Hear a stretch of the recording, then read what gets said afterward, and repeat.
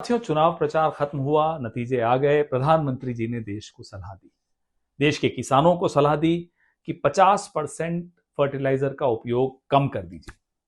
अब साहब, देश के वर्किंग क्लास को सलाह दी कि घर पे बैठिए, वर्क फ्रॉम होम कीजिए, पब्लिक ट्रांसपोर्ट का इस्तेमाल कीजिए, वाहन में तेल मत डलवाइए।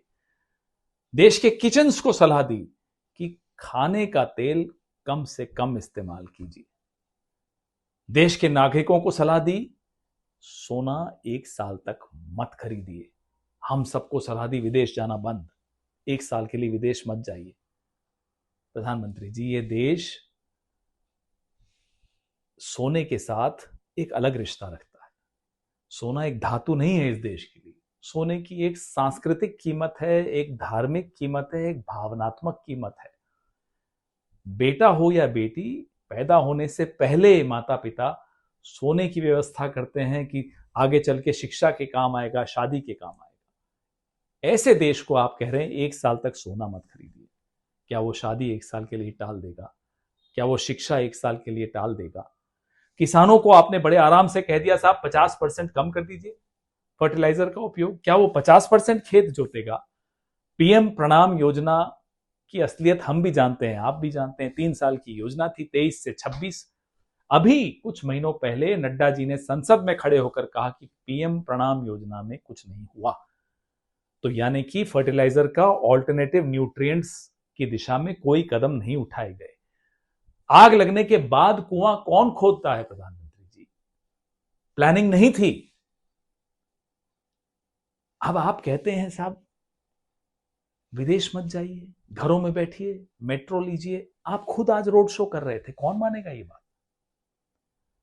ये सब क्यों हो रहा है? ये इसलिए हो रहा है। ये सलाह क्यों दी जा रही है? सलाह इसलिए दी जा रही है कि भारत का फॉरेन एक्सचेंज रिजर्व 1 हफ्ते में $8 बिलियन नीचे गिरा। क्यों गिरा? किसी और के युद्ध में हम पार्टी बन गए। आप शास्त्री जी का उदाहरण देते हैं, इंदिरा जी का उदाहरण देते हैं। साहब, वो युद्ध हमारे अपने थे।